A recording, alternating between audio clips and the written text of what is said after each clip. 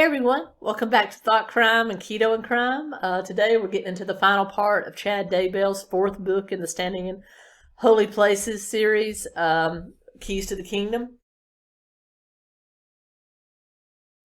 And we ended last time with the ending of the second plague. All the waters in the world turning blood red from some chemical or mineral that was coming up from the earth. And now we're about to start the third plague, which is searing heat. So without further ado, let's jump right back into the story.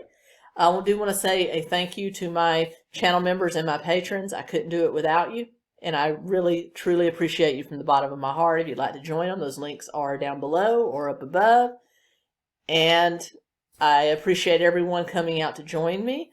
Please continue to like, comment, share, subscribe. That means the world. I appreciate the opportunity to bring these stories to you.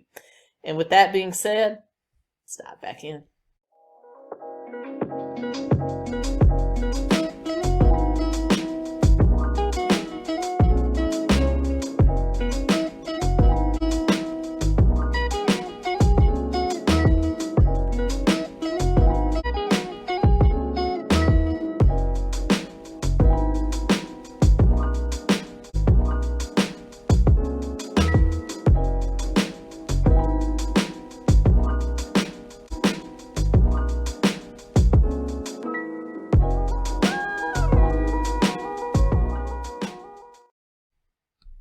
So we left with the second plague of the water turning to blood, dissipating about the same time that Elias, or now Gog, played a prank by running colored water through a carbon filter on the world. And now a solar flare. Solar flares have been hitting the earth at an increased rate. Coalition scientists can't figure out what's causing it, but it is soon causing temperatures around the globe to rise like 5 degrees universally within a couple of days.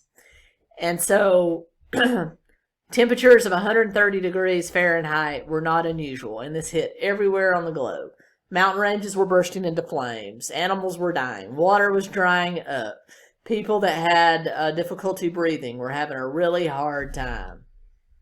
The plague was brutal in the Western Hemisphere just like it was in the Eastern Hemisphere, and lots of people died. The air conditioning that people had did not work on such temperatures. It might take it from 130 degrees down to 100 degrees, but it wasn't helping. Lots of people started to die, even people in Zion.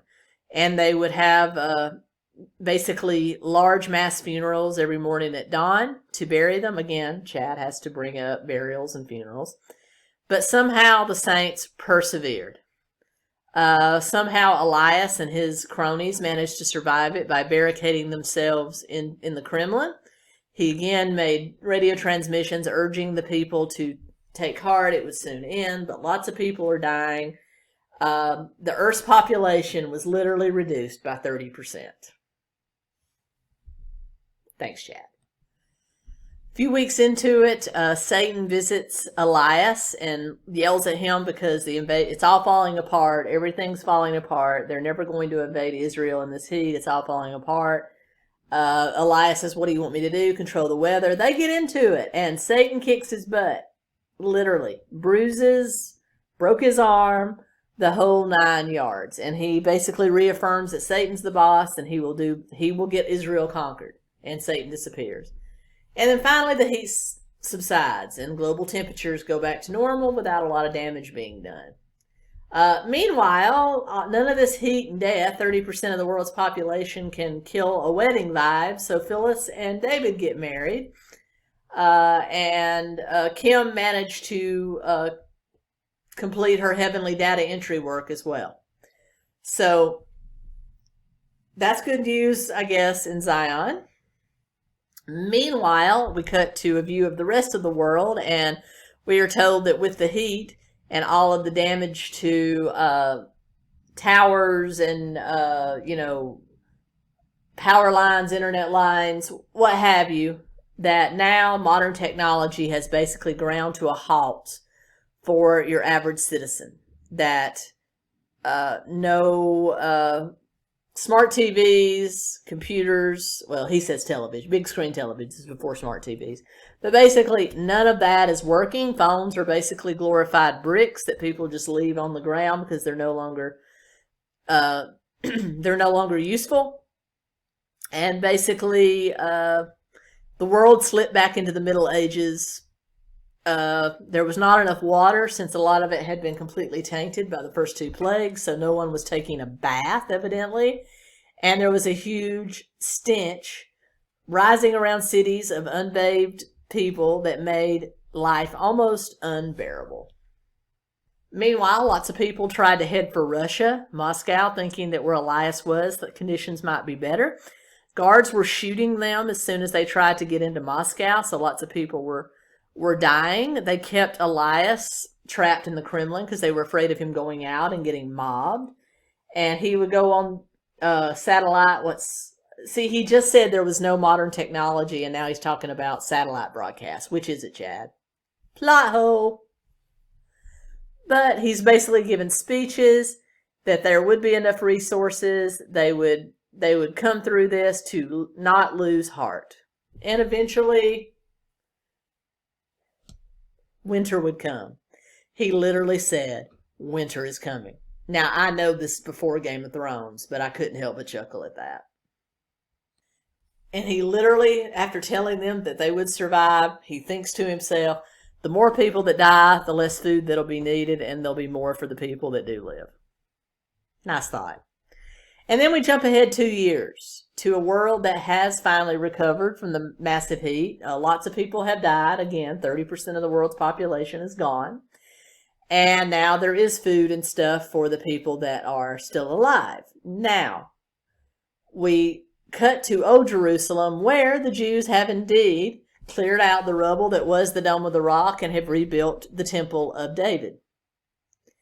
And basically, Josh and Colton have been spreading an LDS Christian message among Ben and the other Jewish people, and are trying to convert them to Mormonism before it's too late, and are preparing for what they anticipate will be the next plague. Meanwhile, in the Kremlin, Elias has spent all of his downtime reading Revelation, and he wonders when the next plague will happen himself. And now the term Gog and Magog have been coined by Chinese television. Basically, Gog is Elias, and Magog is the people. So they're talking about how Gog and Magog, child of Gog, will come out of this. And that's where Chad Daybell's pulling the whole biblical term Gog and Magog out of this. And they're putting up posters all over saying, together we will succeed. He's using the same kind of propaganda that Hitler did back in the 40s to recruit people, or 30s to recruit people. And he used all kinds of propaganda to literally secure his position as leader of the world. He basically eliminated all organized religions except the religion of the coalition, or his religion. His propaganda became a religion, and he's considered a prophet and miracle workers because of the little magic tricks he can perform on broadcasts, even though there's no technology. Again, plot hole. And he was continuously sending out teams of young people to recruit younger and younger people into his fold. Meanwhile, if he was able to do that with just teams of people going out, imagine what he could do if he had social media. Just saying.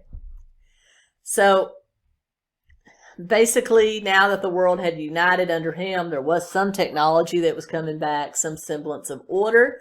Meanwhile, all those Scandinavian countries and UK have, the ones that survived the plagues, have joined the coalition, and they're rebounding nicely. So literally, it's just Israel and the people of the Western Hemisphere that have not joined him now. And he knew it was time, because Satan has been visiting him saying it's time to take out Israel. But there's one problem.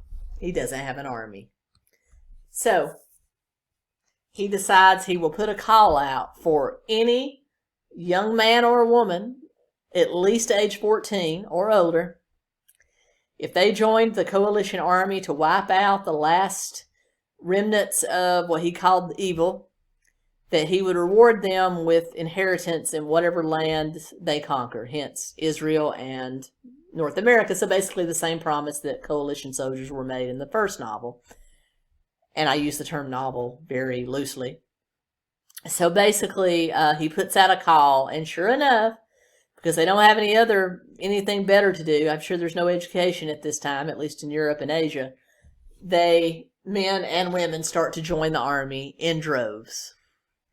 Meanwhile, we cut back to New Jerusalem in Missouri, where Kim is back in heaven having another visit with her sister Tina and the heavenly crew that is putting together Jesus' triumphant campaign to return to the world.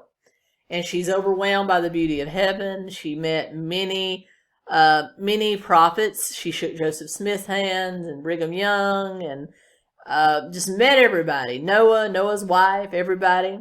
And then she said that she was told that the time is coming. So she goes back to her body and goes and tells the prophet what happened to her. And the prophet realizes it's literally time for Jesus to receive the keys to the kingdom. And what this is I guess this is a Mormon or Book of Mormon thing, because I don't recall ever reading this in the Bible at all.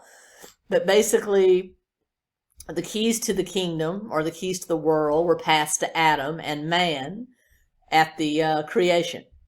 And so now it's time for man to pass it back to Jesus so that he can have them and reclaim control of the world. And it's this huge party ceremony that takes place in North America near the Rocky Mountains, and that lots of people, living and dead, transcendent beings, angels, humans, are all going to be there to see Adam, like Adam and Eve, give the keys back to Jesus, and Jesus will make a speech. Wow. And so this ceremony begins, and Tad and Emma and Kim have front row seats, and they're watching as Adam, I guess he's there in a loincloth, is giving a speech and passes the keys to the kingdom back to Jesus, who speaks. And as Jesus is speaking, she looks around, and all around she sees all these meetings. She sees George Washington, Abraham Lincoln, Joseph Smith, Brigham Young. Think about every celebrity, every leader, every Christian, every scriptural character being around and watching this happen. And Jesus accepts the keys to the kingdom and says his time to reign in and reign for 1,000 years is coming. Now, I had to look back at like end of times prophecy to understand any of this. I still don't get this, because this, as I said, must be a Mormon thing, because I've never heard of this in the Bible. But basically, we're honing in on what evangelical Christians call the Great Tribulation. That basically this is going to be 7 years of plagues and famine and bad stuff where lots of people are going to die. And then the Antichrist is going to bring an army down on Israel. And then Jesus and a holy army will come back and conquer the world, throw Satan and his minions and the Antichrist into hell for 1,000 years, going to keep them prisoner. And then Jesus will rule on earth 1,000 years. And it will be a time of great peace, but there will be, transcendent beings that were basically Christians or Jewish saints that died before the Great Tribulation will be resurrected, and they will live in transformed bodies, whereas people that were still alive but believe will continue to age. And Jesus will still have free will. There will still be free will. There will be, there will be people that turn against Jesus even when he's on earth ruling. And at the end of 1,000 years, he's going to free Satan. He's going to bring back everybody that was ever evil in the world that didn't quite make the cut. And we're going to have the great final judgment. And then the earth's going to burn away, and a new heaven and a new earth are going to rise. And then that's eternity. So that's what we're talking about here. I had to go research all this because I was really confused. I remember a lot of this from Bible school. Yeah, we were taught that as a kid. That's why I messed up. And, so yes, we were taught this. I also read some of the Left Behind books, so I remember some of this from that. But basically, this whole thing, it was passed back to Jesus, and then we cut back to Elias, who has raised an army of millions, and and we are readying for that massive united army of Satan to attack Israel. And that's where this book ends. And next week I will be back with the final book in this series, which is called The Renewed Earth, very, very soon. And I appreciate you taking the time to listen. And until next time, keep on crying.